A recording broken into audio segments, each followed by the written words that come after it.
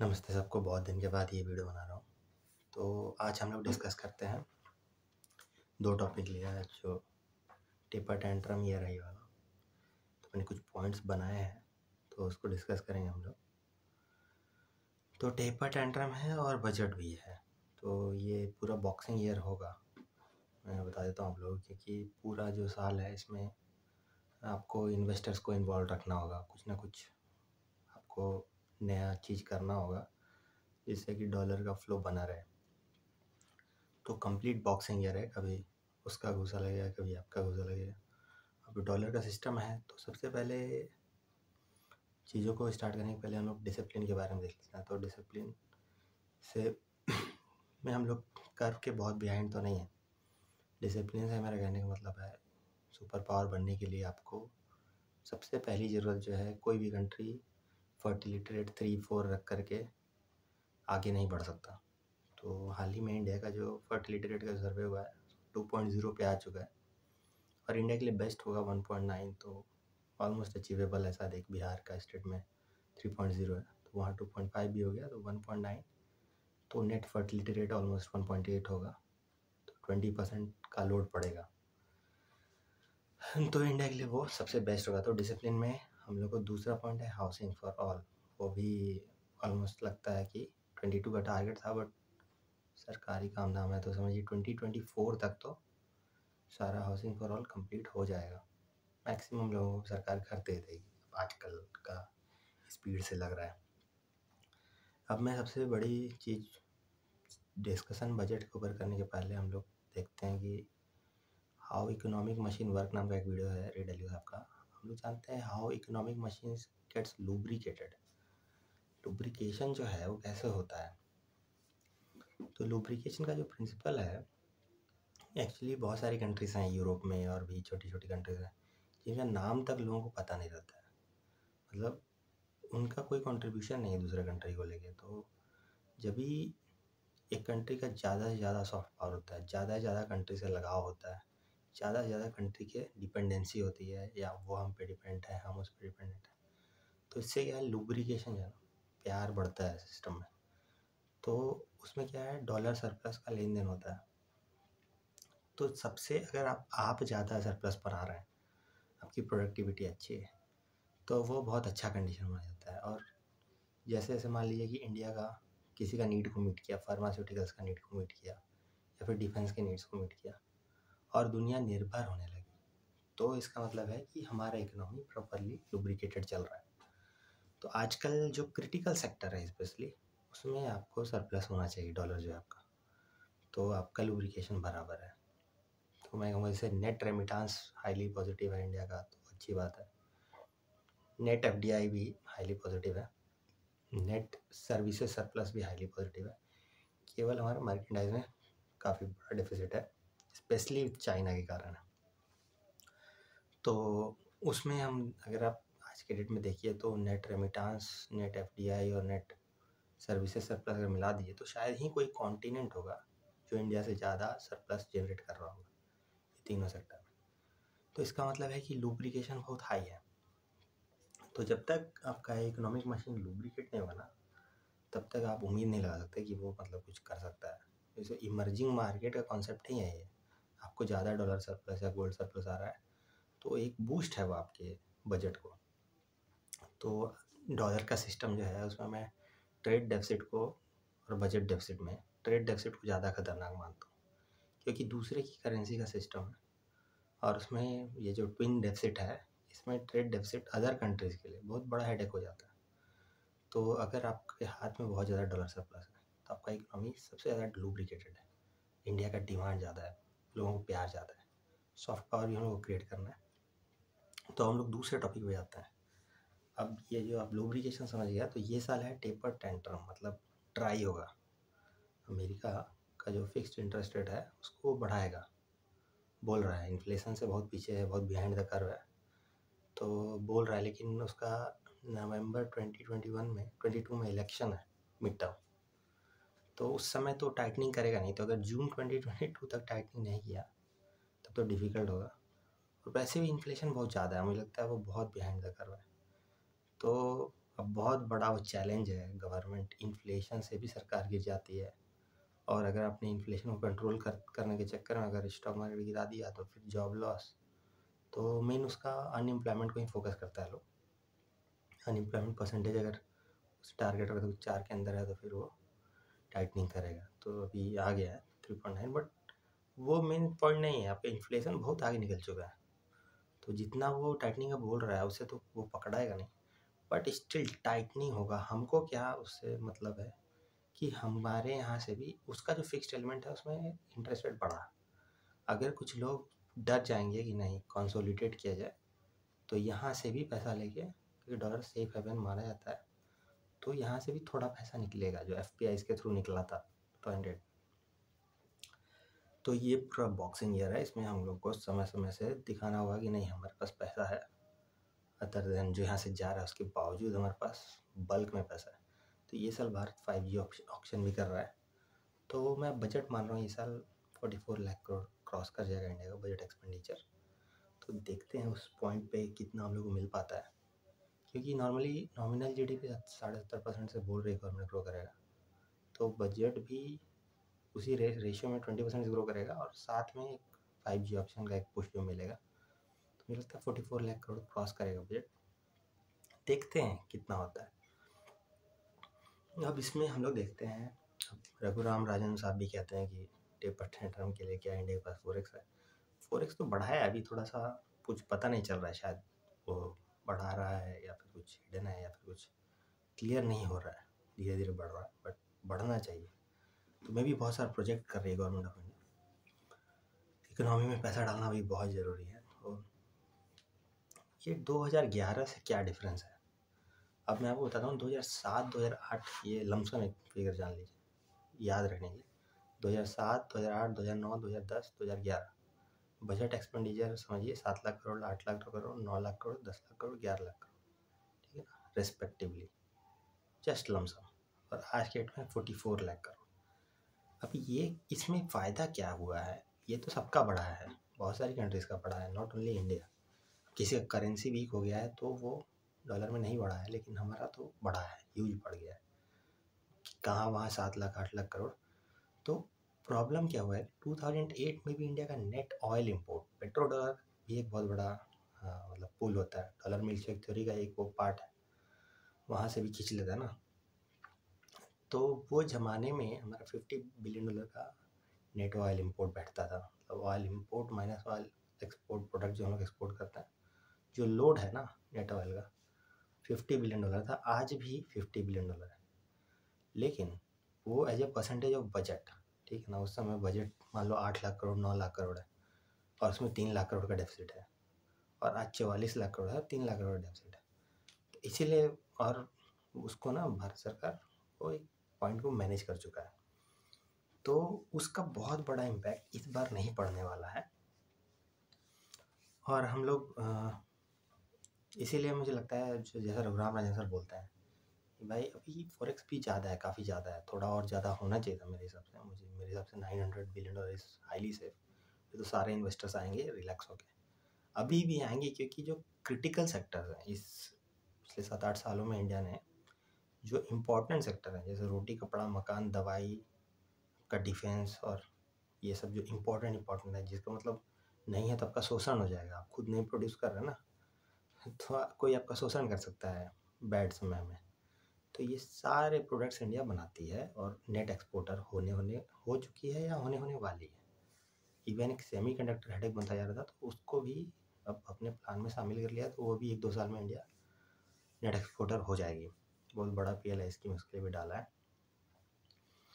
तो अब हम लोग देखते हैं फॉरेक्स का, मैं जो बोल रहा हूँ आपको, फॉरेक्स होना चाहिए हम लोग का 1 ट्रिलियन हम लोग को चाहिए। वो भारत सरकार एक बार 1 ट्रिलियन हो गया तो उसका ब्याज से डेफिसिट मैनेज कर सकते हैं, और भारत सरकार का उसके बाद वो हर साल ना कंफर्टेबली 100 बिलियन बढ़ेगा, तो उसके बाद वो हेडेक नहीं रह जाएगा, और तेल का उस समय तक खेल खत्म ही हो जाएगा। तो तेल के कारण जो प्रेशर पड़ता था वो खत्म हो जाएगा, तो ये कंट्रीज़ भी हमारे जैसी हो जाएगी। अभी पहले तो उसको पेट्रोल डॉलर से फ़ायदा हो रहा था, अभी फ़ायदा नहीं होगा। तो पहले तो तेल 1971 का पहले गोल्ड स्टैंडर्ड जब था, तो तेल गोल्ड से ख़रीदा जा रहा था, फिर डॉलर से ख़रीदा गया, और अब तो लग रहा है कि मतलब डिफरेंट डिफरेंट करेंसीज में उसका दाम लग गया, कि वो लोग तो ज़बरदस्त मनी प्रिंटिंग कर रहे हैं। तो उस हिसाब से मनी प्रिंटिंग कर रहे हैं, तो और उन्होंने अपना डिमांड कम कर लिया तेल का, क्योंकि वो अपने आप प्रोड्यूस कर रहे हैं, कंजम्पशन कम कर रहे हैं।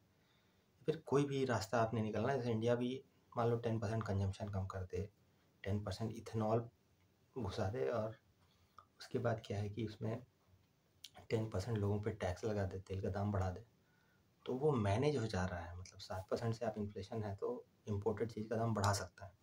भारत सरकार बढ़ाती ही है तेल का, आज तक तो उसी रेशो पे गया है। अब इसमें सबसे इम्पोर्टेंट जो मेरे को जो बजट से सबसे बड़ा उम्मीद है, मैं चाहता हूँ कि एक ई श्रम योजना है भारत सरकार का, जो कार्ड बना रही है। तो अनऑर्गेनाइज सेक्टर जो है हमारा, जो ये जो लोग ऑटो इन्फ्लेशन कंट्रोलर हैं की तरह काम किए हैं, जैसे चाय बनाने वाला है ना, तो वो 2000 में 5 रुपये का चाय बनाता था, 2021 में 7 रुपये का चाय बना रहा है, ठीक है ना। तो ये जो फैसिलिटी जो अनऑर्गेनाइज सेक्टर दिया है, उनके लिए भारत सरकार कार्ड बना रही है। किसान भी इसमें बहुत डिफरेंट सेक्टर्स हैं, अलग अलग लोग हैं जो छोटा छोटा रोजगार, एंटरप्रेन्योर, स्मॉल एंटरप्रेन्योर्स, एक्चुअली में एंटरप्रेन्योर्स है। मतलब वो बंदे क्या है कि तो सामान भी नहीं बेचते हैं कि सामने वाला क्या बेचेगा, इस तरह के मतलब इमोशनल लोग होते हैं। उनको भारत सरकार, उनका प्रॉब्लम जो है, उनका प्रॉब्लम ये है कि वो कमाते हैं, अगर आप उनका फुटफॉल देखिएगा तो अच्छा कमाते हैं, बहुत लोग तो सिटी में तो बहुत अच्छा कमाते हैं, लेकिन उनको फाइनेंस का नॉलेज नहीं होने के कारण, इंश्योरेंस का नॉलेज नहीं होने के कारण, वो उनके पास पैसा बचता नहीं है इन दैट, ठीक है ना। तो वेल्थ को ग्रो नहीं कर पाते हैं। तो भारत सरकार 44 करोड़ लोगों का ई श्रम कार्ड बनाएगी आने वाले समय में। उनको मैं चाहता हूँ कि ये बजट में, अगर ये बजट मेरे देखिए टेपर टेंट्रम ईयर है, तो अगले बजट में 10 लाख का इंश्योरेंस ना, 10 लाख का लाइफ इंश्योरेंस, उसमें राइडर लगा के ना मेडिकल पॉलिसीज दे दे। ये मेरा एक्सपेक्टेशन है। आने वाले समय में देगी, अब अगले साल बजट और बढ़ जाएगा तो दे सकती है। अभी उसमें वो पेंशन के थ्रू खींच रही है, लोग आ रहे हैं, सारे लोग उसमें आ जाए तो उसमें इंश्योरेंस प्रोवाइड कर दें, क्योंकि हुनर तो है उन लोगों में, खुद के पैर पे खड़े हैं। और ये जो लोग हैं ना, इंडिया को चाइना की तरह चलने की ज़रूरत नहीं है। ये जो लोग वैल्यू चेन में एग्जिस्ट करते हैं, इन्होंने वैल्यू चेन को बहुत ही परफेक्ट बना के रखा हुआ है। इंटरनली इकोनॉमी जो है काफ़ी स्ट्रांग है इंडिया का, इन्फ्लेशन को बहुत वेल मैनेज किया हुआ है इन चीज़ों ने। जैसे ऑटो रिक्शा हो गया, तो वो कंट्री बहुत रेयर है किसी कंट्री में ऑटो रिक्शा चलता है, अब तो सब जापान भी चलना चाह रहा है। या फिर जो चाय वाला हो गया, जो छोटे छोटे जो कर्मचारी हैं हमारे, जो स्मॉल एंटरप्रेन्योर्स को थोड़ा सा उनको पॉलिश कर दीजिए ना, यूपीआई सिस्टम वगैरह, बैंकिंग। ई श्रम में ना भारत सरकार बहुत अच्छा योजना है। उससे भारत सरकार ने इन लोगों को बैंक अकाउंट से भी जोड़ा है। ऑलरेडी भारत सरकार ने 23 करोड़ लोगों को ई श्रम कार्ड रिलीज कर दिया है आज तक, मतलब 24 करोड़ हो चुका है और 44 करोड़ का लक्ष्य है, तो 44 करोड़ ऐसे लोग हैं टोटल। तो मैं चाहूँगा कि इन लोगों को भारत सरकार जो है वो इंश्योरेंस प्रोवाइड कर दे, ताकि ये लोग खुद से अपना जो कर्मी वर्किंग पर्सनल है ना, उसका इंश्योरेंस होना बहुत ज़रूरी है। तो आयुष्मान योजना भी है, बट इन लोगों को स्पेशली भारत सरकार वो इंश्योरेंस, मेरे से अगर आप पूछें, कोई सुब्रमण्यम स्वामी जैसे बोलते हैं कि ये इनकम टैक्स ही हटा दो, तो ये सब तो बहुत रबिश चीज़ें हैं। मतलब ऐसा, ये तो बहुत बड़ा हेडेक हो जाएगा फिर। एज ऑन डेट अभी 5 लाख के नीचे तो इनकम टैक्स लगता नहीं है, उसके ऊपर ही लग रहा है, और उसको भी हटा लिया जाए तो 10-11 लाख करोड़ का नुकसान हो जाएगा सीधे। तो फिर से वो जो तेल का जो नेट इम्पोर्ट बिल है, फिर से पेट्रोल डॉलर के खेल में फंसने का चांस बढ़ जाएगा ना, संभावना बढ़ जाएगा। तो अब मैं बहुत जो नाराज़गी का पॉइंट है, आप लोग देखिए, जो डेडिकेटेड फ्रेट कॉरिडोर है ईस्ट और वेस्ट वाला, अभी ये इस तरह का जो प्रोजेक्ट है ना, जो बहुत बड़ा फ़ायदा पहुंचाने वाला इकोनॉमी को, उसका डिले होना मतलब इट्स नॉट एक्सेप्टेबल है। ये ईस्टर्न और वेस्टर्न फ्रेट कॉरिडोर जो है, अब बोल रही है सरकार जून 2022 में ख़त्म कर देगी। अभी भी रिसेंट इंटरव्यू में रेलवेज़ के लोगों ने ऐसा बोला है, उसमें थोड़ा सा डाउट करके कि नहीं, तो 1-2 महीना उसमें भी पड़ सकता है। तो लेकिन ये कब से बोल रही है, कभी 2019 में मोदी जी ने बोला था कि कोशिश करेंगे, 3 साल का डिले हो गया। ये बहुत बड़ा प्रोजेक्ट है, ऐसे प्रोजेक्ट्स में डिले तो कम डायरेक्टली कंट्री का नुकसान है। ये तो एंटी इंडिया चीज़ हो गई ना, ये एक्सेप्टेबल नहीं। तो आगे से जो डीएफसी बना रहा है उसका पूरा लैंड एक्विजिशन प्रॉपर करके जो अब बना रहे हैं उसका पूरा उद्घाटन भी कीजिए, उसको ख़त्म भी कीजिए, लोगों को मतलब मिले होगा तुरंत से।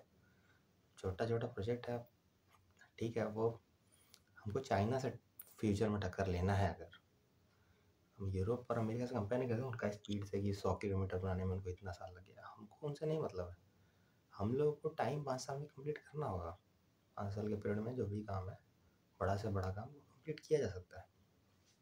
तो अभी हम लोग को ये जो है ये काफ़ी बड़ा एक सेटबैक है। जून आ जाएगा उस 2022 उसको बनते बनते, तो ये बहुत बड़ा सेटबैक है, देश को नुकसान होता है इससे। हालांकि ठीक है, अभी कम से कम उसको ख़त्म करने की बात तो की है। पहले तो बहुत सारे प्रोजेक्ट 40 ईयर बाद कंप्लीट हुए हैं, कोई स्ट्रॉन्ग गवर्नमेंट की कमी के कारण। अब मैं नितिन गडकरी जी ने जैसा जो कहा है एक्सप्रेस वेज को लेके, मैं एक्सप्रेस वेज में मैं मानता हूँ अगर इंडिया 50,000 किलोमीटर एक्सप्रेस वे का नेटवर्क तैयार कर ले 2027 तक, तो वो जो है वो पूरा जो है ना उस पर स्पीड एक्सेस कंट्रोल होता है ये लोग। तो एक्सप्रेस वेज, रिंग रोड, जो भी एक्सेस कंट्रोल रोड है, इसका नेटवर्क अगर 50,000 किलोमीटर कंप्लीट कर लेते हैं इंडिया, तो उस पर 150 का स्पीड आप छोड़ते हैं, तो फिर नेशनल हाईवेज पे भी जो 180,000 किलोमीटर का नेटवर्क होगा या 2 लाख किलोमीटर का उस टाइम तक उस पर भी आपको 120 का स्पीड करने का एक मौका मिल जाएगा। तो पूरा जो ये सिस्टम है ना पूरा सीमलेस हो जाएगा।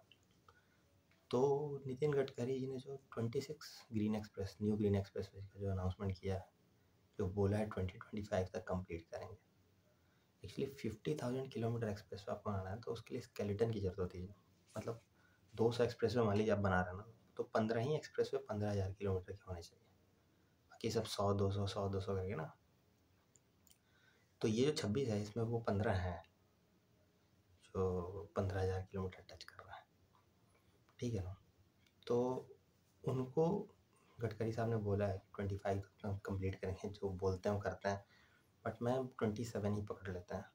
पर डीएफसी का काम जिस तरह से हुआ है काफ़ी धक्का लगा है। वैसे तो काम नहीं किया सकता, तो बहुत ही गड़बड़ा गया डीएफसी वाला। तो अगर वो 26 और उसमें उन्होंने बोला है कि उसको ग्रीन, मतलब ग्रीन तो एक ग्रीन फील्ड तो अलग सी बात है, बट उसको मतलब इलेक्ट्रिकल हाईवे टाइप का बनाएंगे वो 26 जो है। तो ये बहुत ही अच्छी बात है, ये स्केलेटन तैयार हो जाएगा मेन 15,000 किलोमीटर का। तो छोटे छोटे एक्सप्रेस वे उसी को आके जुड़ते रहेंगे फ्यूचर में, या 200 एक्सप्रेस वे, जैसे योगी जी ने उत्तर प्रदेश में मान लो कि 30 एक्सप्रेस वे बनाए छोटे मोटे रिंग रोड्स और एक्सप्रेस एक्सेस कंट्रोल रोड्स। तो वो भी एक तब हमारा जो सिस्टम है वो कम्प्लीटली सीमलेस होगा और चीज़ों में स्पीड आ जाएगी।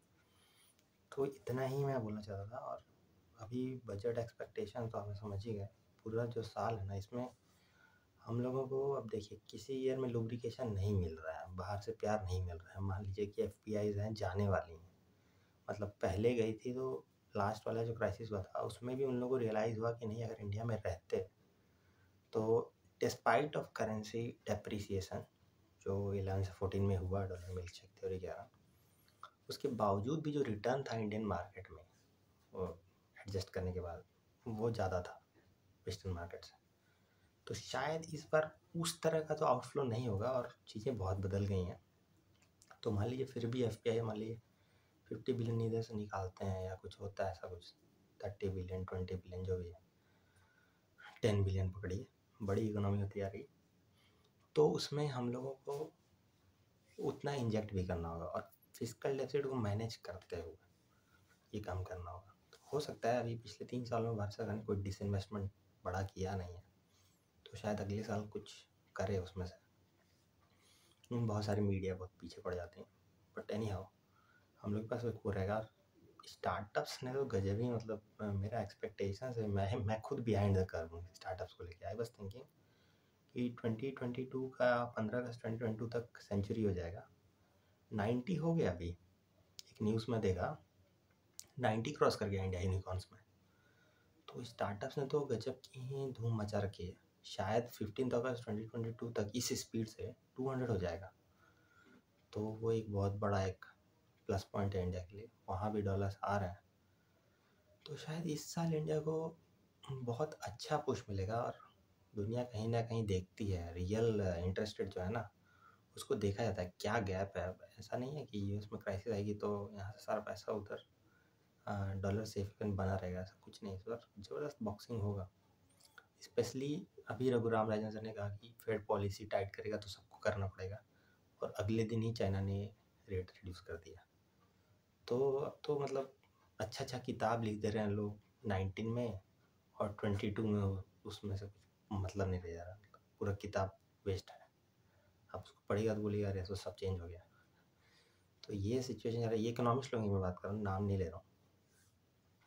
तो ऐसा ऐसा चल रहा है। ये अब कल ही परसों के इंटरव्यू में 2-3 दिन पहले जो रघुराम राजन सर का इंटरव्यू, उसके अगले दिन चाइना ने रेट रिड्यूस कर दिया। ठीक है ना, तो ऐसा नहीं है कि सारी इकोनॉमी इंटरडिपेंडेंट है आज भी। इसलिए वो तेल के कारण और जो डॉलर 90% मोस्ट ट्रेडेड करेंसी था, तो उसके कारण एक प्रेशर पड़ता था। लेकिन लोगों ने फॉरेक्स भी बिल्टअप कर लिया है, लोगों ने बहुत चीज़ें ना अल्टरनेटिव निकाल लिया है, तो वो मैनेज कर ले रहा है। चलिए देखने वाला ईयर है, बहुत डिफिकल्ट ईयर है, पर इसमें लोगों को चाहिए कि वो जब लुब्रिकेशन बाहर से कम है ना, तो अंदर में अपनी कंपनीज को हेल्प करें। आप अपनी कंपनी का सामान कर दें या मेड इन इंडिया प्रोडक्ट कर देंगे ना, तो क्वार्टरली जो रिजल्ट आता है उसमें रेवेन्यू ग्रो करेगा ना, तो स्टॉक मार्केट बना रहेगा, मोमेंटम जो है जाएगा आएगा जाएगा आएगा मान लीजिए, तो वो बना रहेगा। तो लोगों को अभी सपोर्ट करना चाहिए, ये साल 1 साल कम्प्लीटली भारत का बना सामान ही खरीदने की कोशिश करनी चाहिए।